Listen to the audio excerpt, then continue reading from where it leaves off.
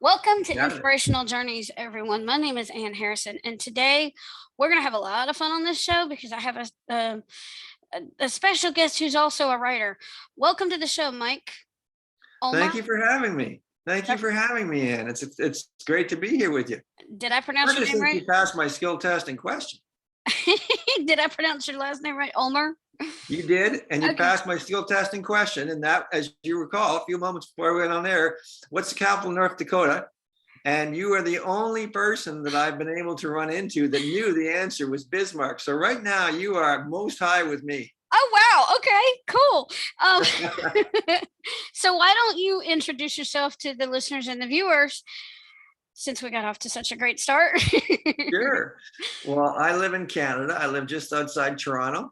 And so my career has been really a really fortunate one. For better than 3 decades, I've written books. I've worked for all sorts of newspapers. There isn't probably any newspaper in the country that my stuff hasn't been in, just by kind of quirky fate. I've worked for as a sports columnist and traveled the world around doing the Olympics and scrumming Michael Jordan and other Shaq and other really well-known people. And I've had a great time doing it. Now my career is helping people write their books, and not just write their books, but sort of figure out what their story is, because that's really the key element of the book. And so it's sort of a process. Every great business book, and I think every book is a business book, because either it's your business that you want to talk about, or you want to actually make writing books your business. So I think every book is a business book, more or less. And there are 3 kind of really strong elements to that. And the first element is the proposition. And it's like the 4-hour work week, for example, which is a really arresting proposition. You can't not want to read a book. It just turns your head when you're walking through the airport. You can't not want to read a book like that. So the proposition has to be something that's very bold, something very eye-catching, something that's really kind of your manifesto, something you really believe. That's the name of your book, and that's like the germ of the idea. And it's in one sentence. It has to be really, really powerful and really, really true, and have great utility for the person that's reading it. The second part is your backstory, and that's really your unique story. That's your fingerprint, and everything in that story has to lead you to how you came to that conclusion. And the real important thing of a backstory is the backstory reveals character. When you show how you in your story, and when you talk about your story and the challenges that you faced, you speak to character, even if you're not saying I have great character. Even if you say, well, I did this and I did this, which often means I overcame this and overcame that. You tell the listener or the reader something about yourself that's really important. We make all sorts of judgments and impressions and stuff like that beneath the surface. And when we make those judgments and impressions, they go from idea to fact right in our heads. And so when we have a conversation with someone and we like someone and we value what they have to say, then that registers that this person is telling us the truth. And so when you read a story, a backstory about someone, combined with the proposition, it gives it an authenticity and a value to you that you have to have. You have to have the backstory as well as the proposition. The third element of that is you have to have advice. You have to be able to get people home, and you have to give many, many, many pieces of advice that's usable and germane to their lives. And if you can make those 3 elements more or less equal in your book, then you've got yourself a winner. And so that's what I talk to people about. I love that. So what inspired you to become a writer? Well, it was really the only way I could make a living. I have no other great utilities. I can't, I'm lousy with my hands, which sort of, in a sense, sort of is a story about how that worked. Because when I was in grade 9, I had a shop teacher named Mr. Stellmaker. And he was from Eastern Europe because he had kind of a heavy accent. And I'm sure he was a superb craftsman. But because of the circumstances of his life, he had to come to Canada and take a job as a shop teacher, which basically your real job as a shop teacher, as a wood shop teacher, is making sure everyone has the same number of fingers when they walk out of the room as when they walked in. And so I made this table for my mom, and I didn't have any experience, and it wasn't a very good table by any standard. And he looked at it and went, "What a lousy job."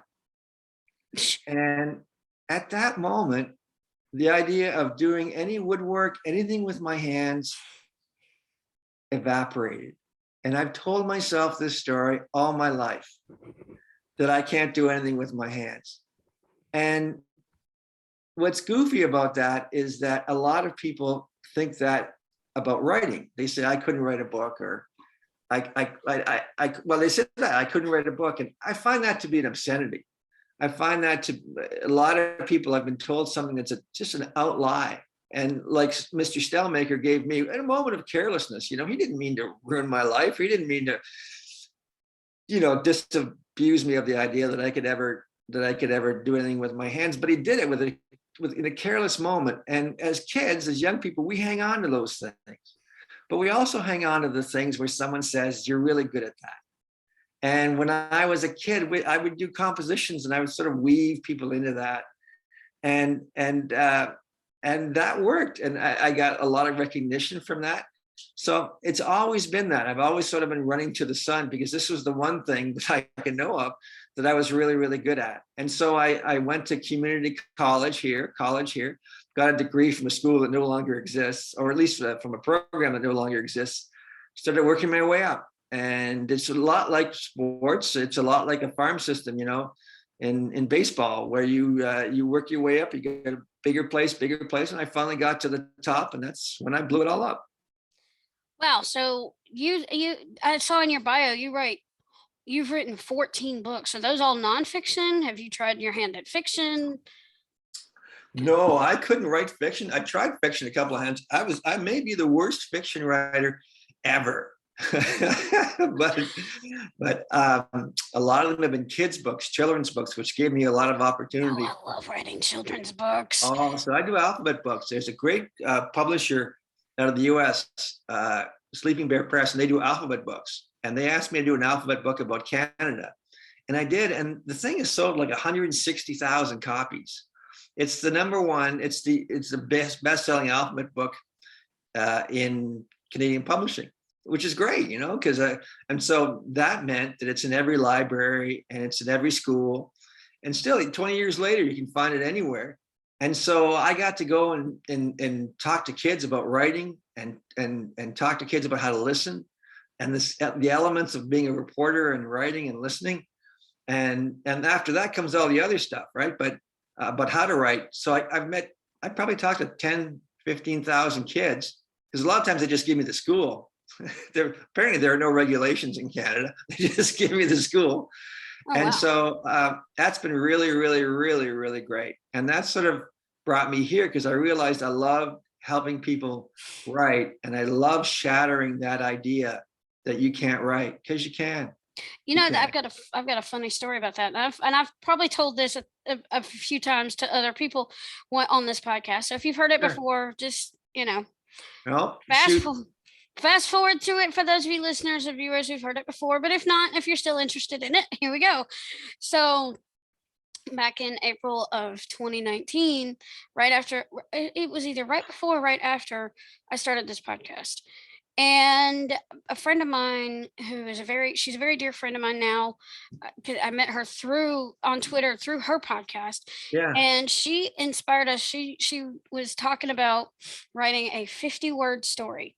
Okay, Wow. prompt, because those little bitty long seashells. Her prompt, Yeah. her niece used to call those mermaid fingernails.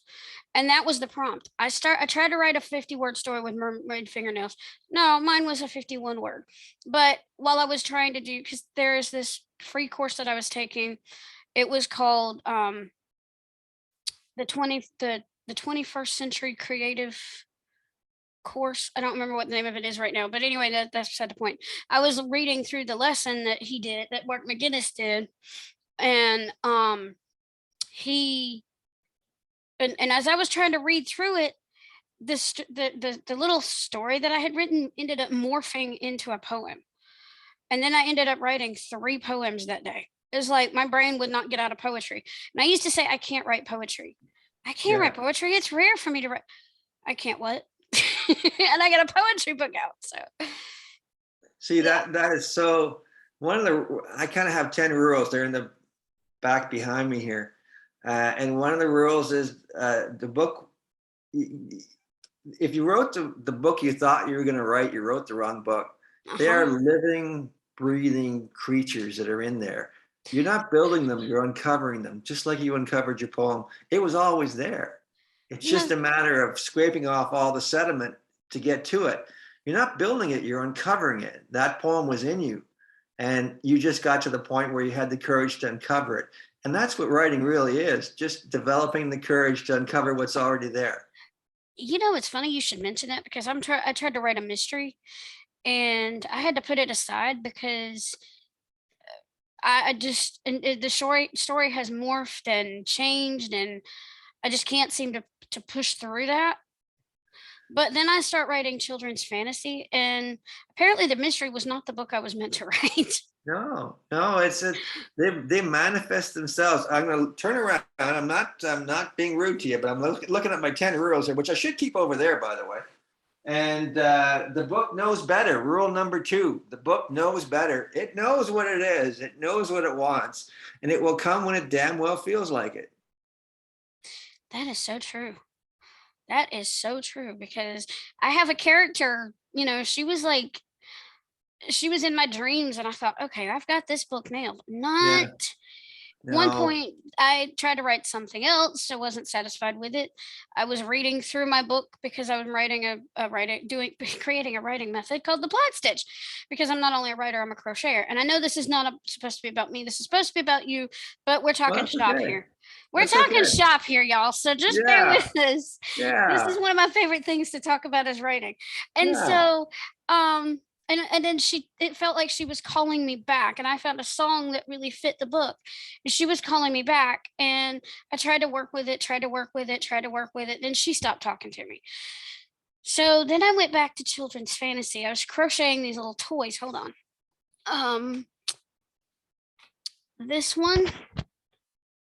Oh man, nice. Yep, that. Nice. And I did that and I also did, and I have my little totem here, this baby right here. He Nice. started talking to me. um his name is Theo, by the way. Theo the benevolent bear. Anyway, and so I started writing this children's book, and lo and behold, um, that was where that's where the joy is right now. Writing fantasy chapter books. It's just, it has an agenda of its own. Yeah, Just get out of the way. That's the hardest part. Just get out of the way. yeah. Get out of your own way and let the book tell you let the book tell That's you what it wants. it is a and it's someone who's not writing. And if I'm having this conversation with someone who's not writing, it's very difficult for them to get their head around that. That Yeah, it's that how we think that we're taking nothing and making something. In fact, that something already exists. We have to treat it like it's own finished product. We have to find a way to scrape off all the sediment and just bring it out. But it's there. It's completed. It'll tell you when it's done. So it's really a marvelous process because it really is truly creativity because you're making something in a sense out of nothing. But right. really, that thing is it's more like carving something out of marble than building something out of dust. I'm just gonna say it this way. I'm gonna speak from the heart. It's a God-given talent. There you go. And you got to use it, and God will show you how to use it, and the characters will talk to you because even though they're not real to the non-writer, they're real to us. Oh, They sure, were. they keep you company. Oh yeah, and they talk. They Yeah, talk. yeah. Good on you. And that's, you know what? So that's people say I can't write a book, meaning I can't get a book in the bookstores or I can't. And maybe you can. I can't get a book. Well, I have, but maybe I can't do it either right now. The important part isn't who reads it, which is nice and it's lovely, and maybe you make some money out of it. The important part is that you wrote it, that Yeah, you answered that voice and that calling. Who reads it is incidental. One of the other top 10, I'm going to turn on you again, if you don't mind, that's is okay. the book is the journey. The road is the reward. And I really believe that. It isn't. So when I teach someone to write a book or help someone write their book, the book is the bonus, right? You Hmm. got to, that's great. That's not what we've done. What we've done is brought you together to the point that this story was able to be manifested. In sports, we say, we pay players to practice. They play the games for free, right? Because they love what they do. In writing, you pay me to help you write the book, but the book is free. It's the process of realizing the book, where that brings you is really what you're paying me for. You're not paying me for the thing that's between the covers. You're paying me for the experience of figuring it out. And I've even said on this podcast in a solo episode before. I'm not sure what episode number it is. I'd have to go back and look it up. But if you go back and listen, there's an episode titled "Trust Your Process." Yeah. And there's a reason for that, because if you don't trust it and you try to do it and you try to tell the book what you want, it will never work. Let me tell you, I've tried to write nonfiction. I tried to write a book about to show people how to publish their book on Amazon. For one, I it went it my first the first part of it was it was flat. It went flat. No. I ended up not writing that. I ended up throwing that one out because I couldn't. It wasn't. I didn't feel like it was writing for me. I felt like I was writing for everybody else. So I went back to my fiction. Yeah. Yeah. So Well, it knows better than we do, which is yeah, really it's amazing, like right? Because it comes from a different place from our cognitive mind. It comes from a place that where our mind works when we're sleeping, where our mind goes when we don't control it. It's just right. a whole other place. It's so powerful, and you sit and you tune into it. It's can be very productive. It's funny because the other one night I was reading, and all of a sudden, while I'm reading, my book is talking to me, and it's like I'm like, okay, I'm gonna go to bed and dream about this book. Oh no, I had to get up and write. Yeah, yeah, I That know that feeling. happens. That happens. So, do you work with nonfiction authors only, or have you worked with some fiction? I haven't done any fiction, but my business is pretty new. So we're going to turn out our fifth or sixth book, and they're business books, so they're nonfiction, hopefully. But Oh, okay. so I don't do fiction, but I have a writing partner who leans more towards that. I have no aptitude for it, so I lean towards the business books uh, because people want to, they want to get. There's so many reasons to write a book in terms of just good, solid business reasons. It distinguishes you in the marketplace. Having a book is half the thing. The fact that I say I have a book, I've read 5 books, changes your impression of me. I've written 5 books or 17 books or however many. It gives you a kind of a gravitas in the market that other people haven't got. And now when you write a book, your story. There's a story that each of us needs to tell. It's as unique as our fingerprints. There's 10,000 plumbers who do basically the same thing, right? But when you have someone who explains their story and their journey, it distinguishes them in the marketplace because the person realizes their values. You're not buying the service, you're buying the values that underscore the service. And so once you explain, you have access to that one story that explains through the person observing, the client observing, the reader observing what you're about, you have a real great leg up on your competitors. So you have a really powerful tool, and that's the anchor for your social media. That's the story you should tell every day for the rest of your life. So what I do is I help people figure that story out, how to present it, take it and put it in a book. I don't publish we're a publisher, but we don't I'll help you print the book on Amazon and do all that stuff. But the real service that I give people is to help them figure that story out so they can tell it every day for the rest of their lives. So if they don't even print the book, but use it for keynotes or their social media, they still have great value out of it. Wow. Okay. That sounds really cool. So It's fun. tell me about this title. Your book, Show and Tell Writing. Yeah. What was the inspiration behind that? Well, one of the rules that I often observed and I heard about writing was that you should show, don't tell, show. But I think the juxtaposition of show and tell is the most powerful thing. So, because show is really powerful. So couple examples I used in the book, I don't know whether you saw or had access to the movie, The Big Short. But there's a scene in there. It's a very complicated scene. They're talking about financial things. So they put Margot Robbie, who's not hard on the eyes, in a bubble bath with a fluted glass of champagne. And she explains tranches and very, very difficult to understand financial things. It's such an outrageous tell that that you can't miss it, right? You take that information right in. That's a tell.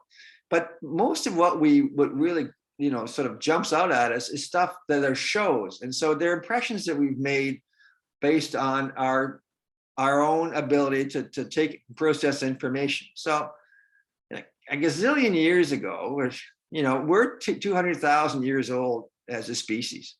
And we're older than that, but sort of it's pinned at 200,000 years is sort of like as we are now. We're not the strongest, we're not the fastest, but 99% of all species that have one time inhabited the earth no longer do. They're extinct. And yet we're still here. And we're still here because we have the ability to process information. And we have the ability to process information because it's hardwired into us that we make certain observations. And when we make an observation, we consider it to be true. When someone tells us something, we praise them. And if we like what we see, we consider it to be true. It passes from an idea to a fact to a belief. And so that's really super, super, super important. And that's why we've been able to survive. So that's why show is so important, because we look at something and we base all sorts of things. So the analogy I always make, and is that if we didn't have this faculty, I couldn't tell you, and listen, go outside, turn left when you get outside the cave or wherever the hell we're living. Grab it. You're going to find you're going to find some reeds. Pull a reed out and make it about 3 feet long.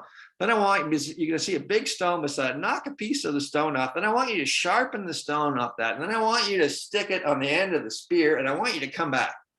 So you're able to process that whole story, and you go and you make the spear and you come back. But I have to know what you're going to do with that spear.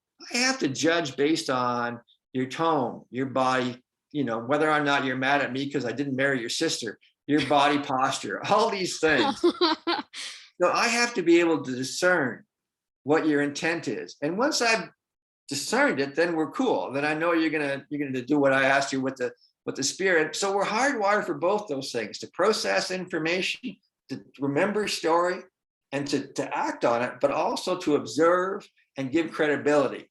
So one is listening, one is a tell, and one is a show. And the best stories are like The Big Short, which was a great movie that weaves together show and tell. And the best shows have a lot of tells, and the best tells have a lot of shows. Wow, I love that. That works in all aspects of writing. I think so. So when you teach your authors how to write their books, are you into, like, even with nonfiction, do you teach the craft, or do you teach, or is it more specific? Explain that process. Sure. Well, what we do is the client often is really times, because we're not a cheap date. We're $22,500. So we're not a cheap date. So, and we're not going to give you a book at the end of that. We're going to give you a digital file in which you print the book. So, we're charging you that money, and we're not giving you a book back. So the answer is I'm giving you a digital file. You can print it off. You can do whatever you want, whether you put it on Amazon. We'll even put it on Amazon for you. But what we're doing is we're saying to you, look, I just need a day with you. I just need 3 or 4 interviews over the course of 45 minutes or 2 hours. And I'm going to take everything you tell me, and I'm going to figure it out. And I'm going to come back to you, and I'm going to give you your story. And every word's going to be based on what you said. All our books are first person. Every book is, but I'm going to help you uncover things and help you find things. And we're going to go back at it. And then we're going to maybe pick at some scabs you may not want to pick at. And we're going to go back, and I'm going to ask you about that. And then you're going to give me more insight, and I'm going to insert that into the book. And then we're going to come back, and we're going to fix that. And then we're going to do it again. And I'm going to find something in there. It's a little bit of a soft spot. And then we're going to do it again. So the only thing the author does, the subject does, is talk to me. Everything else we do. Oh, you ghostwrite. Not really ghostwrite, because if you ghostwrite, you basically just say, I'm going to go do a book on Donald Trump. He's not going to give me any time. I'm just going to go do it and come back and say, hey, Donald, here's your book. We don't do that. So ghostwriter doesn't really have the input from the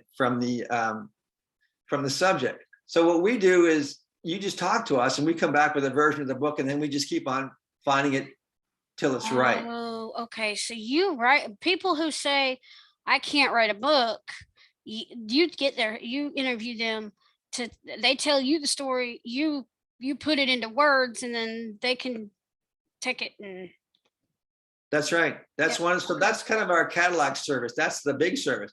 But we're sort of figuring out, because we're a new company, we're figuring out what's kind of in between that. Uh, and maybe what's in between that is you doing the writing, and you come back to me and show me a chapter, and I go, I'm not sure. And have you ever considered this? So there could be some coaching involved in that. Ah, Yeah, we're just sort of new to the business. I don't. Let me ask you, now that we're just yakking, if you were looking to get some help, what would be the things that you wanted to get help with? well, for me, I would write the book, but I would like some feedback on the writing, and maybe some suggestions of, what I could do to improve it. Yeah. So you're looking more at sort of editing and Yeah. yeah, yeah, I get that. I think my suspicion is that a lot of people will want that. Right now, we're in the business of just not turning out, but creating these books for people. But I really think that there's a future, and because I think there's a lot of people that feel the same way you do, that want that help, that'll do the legwork, but want the help and sort of understanding it and poking at it. And I think that's something we're going to do. I'm not quite sure how we're going to do it, but I think it's something we're going to do. That's why I am learning how to taking an editing course. I plan to take more editing courses in the future, because Yeah. yes, I can write. Yes, I know the craft, but I feel like, I'm for some reason I feel like I'm led to edit. I can not only tell my own stories, but I can help other people enhance their story.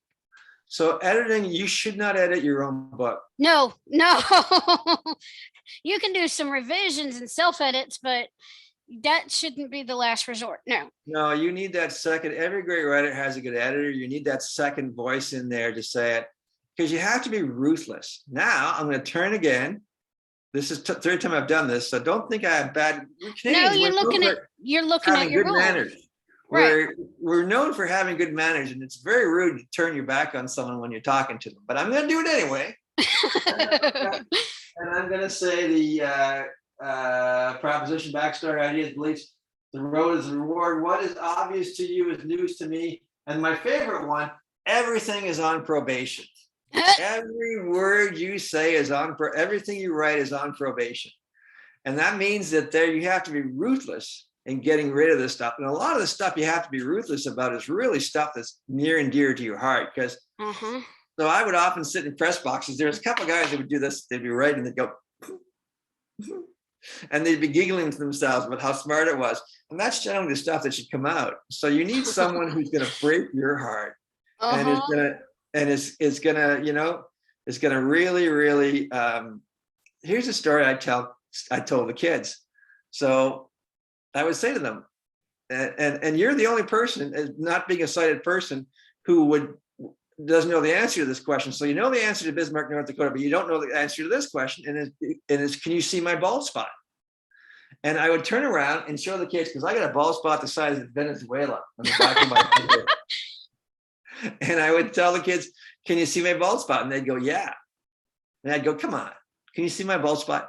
And they would go, yeah, I can see your bald spot. I said, come on, quit kidding around. Can you see, do I have a bald spot? Can you see my bald spot? And finally the kids would yell, because kids love straightening out an adult who doesn't know anything. The kids would yell, yeah, I can see your bald spot. And I would say, well, that's weird, because when I'm brushing my teeth in the morning, I can't see my bald spot. I don't have a bald spot. Oh, I love it. The editor can see the bald spot. Yep, exactly. Because they're looking at it from a different vantage point than you are. And that's why we can't edit our own work. Right. Okay, so do you have any tips and advice? Let me put it to you this way. What do you want listeners and viewers to take away from this conversation? I want you to feel, I don't want to use the word empowered. I want you to feel permitted. I want you to tune out the Mr. Stelmachers of your life, because they were wrong. I want you to use the voice that's inside your head, the one you think with, the one you hear inside your head, to write. I want you to use short, powerful sentences, if that's how you think, or longer, more rambling sentences, if that's how you think. I want you to write the voice inside your head. And I want you to remember that that between here, my head, and here, my heart,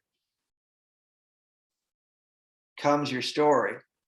And by the time it reaches your shoulder and it goes all the way down your arms, it runs into all sorts of things. It runs into ego, it runs into unentitlement, it runs into insecurity, runs into wanting to sound smarter than you actually are, or wanting to sound smart.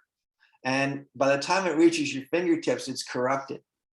I want you to streamline the journey from your heart and your head down the fingers into a straight highway where you write the voice inside your head and you write the stories inside your head and you feel permitted.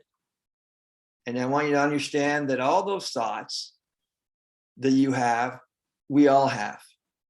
Every single writer has the exact same challenges. And I've been doing it for 40 years. And really, I just know what those challenges are a little bit. I get through them a little faster than you do.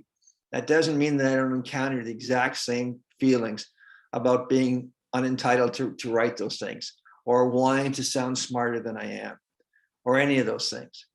Those happen to me just as much as they happen to you. And that's what I want. That's what I would want people to know. You know, I feel compelled to share this with you.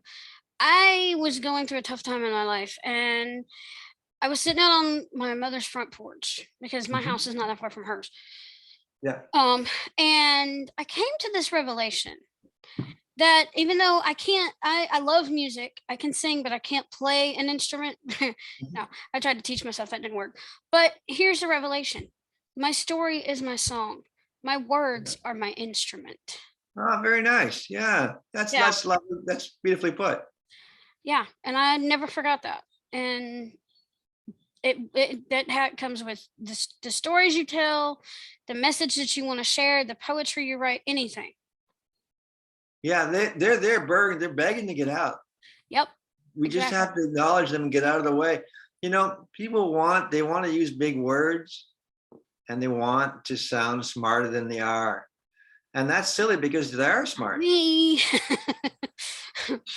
They are smart. You're smart, right? And Yeah, so but I'm not going to use words that are way up here. no, and people do that because of the insecurities that I talked about that corrupt what comes from here and what comes from there by the time it gets to the keyboard. So it's really hard to sort of say to people, it's okay, you're smart enough, you're doing fine. And that's sort of what I want to do. Mm-hmm. So where can people find you online?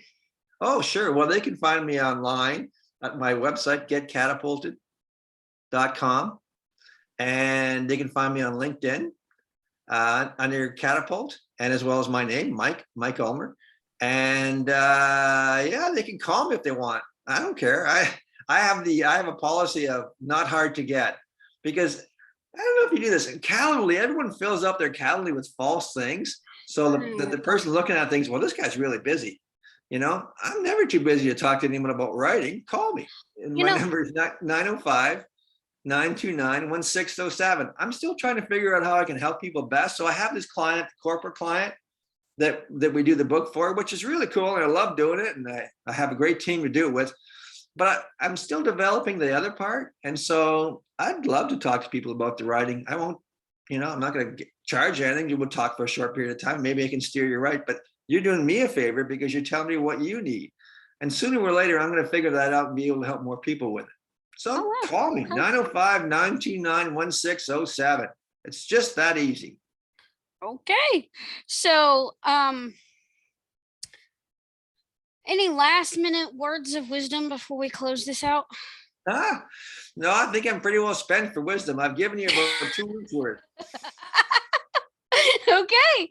So we challenge you today to go out there and read to get inspired, write something inspiring, and share your creation with the world. For when you've touched one life, you've touched thousands. Thanks for joining us on this fun, inspirational, informative conversation about writing. And remember, your story matters. Thanks for joining us on Inspirational Journeys, everyone. Have a blessed day.